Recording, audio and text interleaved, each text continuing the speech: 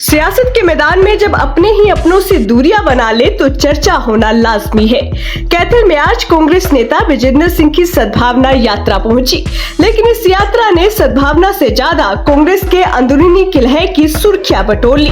सफर की शुरुआत दीनबंधु सर छोटू राम की प्रतिमा पर माला अर्पण के साथ हुई, लेकिन इस यात्रा में वो जोश और वो भीड़ नजर नहीं आई जिसकी उम्मीद की जा रही थी। कार्यकर्ताओं की संख्या उम्मीद से काफी कम रही और इसकी सबसे बड़ी वजह रही राज्यसभा सांसद रणदीप सिंह सुरजेवाला और उनके पुत्र विधायक आदित्य सुरजेवाला की गैर मौजूदगी। चर्चा थी कि सुरजेवाला पिता पुत्र खुद पहुंचकर विजेंद्र सिंह का स्वागत करेंगे, लेकिन ऐन वक्त पर दोनों ही नेता यात्रा से नाराज रहे। सुरजेवाला के गढ़ में उनकी ही गैर मौजूदगी ने कई सियासी सवाल खड़े कर दिए हैं।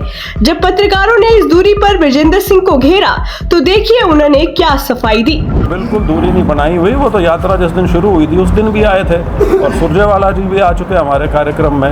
आज आदित्य जी दिल्ली में उनकी मेरे ख्याल से हफ्ते या 8 दिन की ट्रेनिंग है, कॉन्फ्रेंस कह लीजिए, ट्रेनिंग कह लीजिए। हालांकि संगठन की इस गुटबाजी के बीच विजेंद्र सिंह के तेवर कम नहीं हुए। पिछले राज्यसभा चुनाव के चर्चित स्याही कांड का जिक्र करते हुए उन्होंने हुंकार भरी कि इस बार कांग्रेस के सभी 37 के 37 वोट प्रत्याशी के खातों में जाएंगे।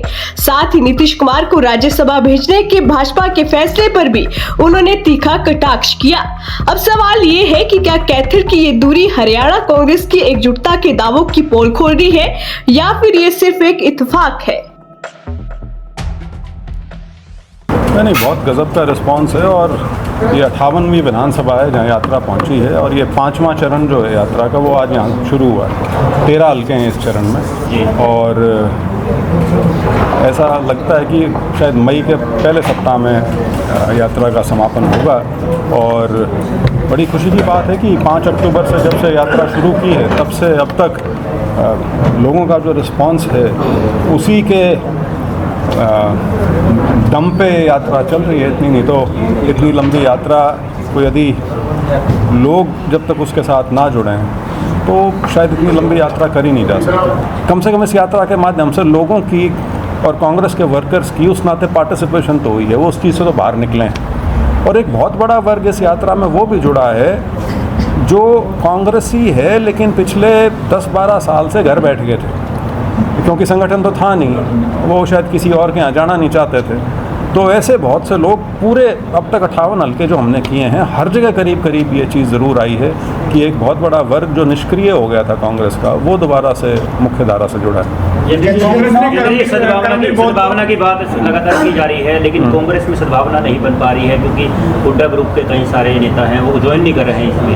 नहीं, वो तो उनकी इच्छा है कि इसमें ये कोई, मैं इतना बड़ा नेता तो हूँ नहीं कि मैंने यदि झंडा उठा लिया तो सारे मेरे साथ जुड़ जाएंगे। तो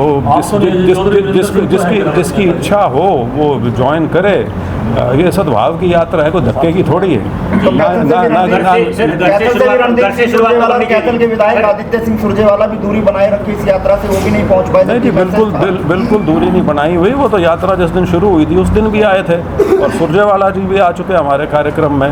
आज आदित्य जी दिल्ली में उनकी मेरे ख्याल से हफ्ते या 8 दिन की ट्रेनिंग है, कॉन्फ्रेंस कह लीजिए, ट्रेनिंग कह लीजिए, यंग लीडर्स करके कुछ होता है ORF का, तो वो उसमें व्यस्त है। इसीलिए कल वो चंडीगढ़ भी नहीं थे। जो राज्यसभा के जो हमारे जो मनोनीत हुए हैं वो वहाँ भी नहीं थे, तो उसमें कुछ हमारे जिला अध्यक्ष रहे, उनके जो हल्का के देख रेख करते हैं वो सुदीप जी वो थे, सारे ही लगे हुए हैं। राहुल गांधी जी आ सकते हैं सर यात्रा में कहीं पर भी किसी भी मोड़ पर?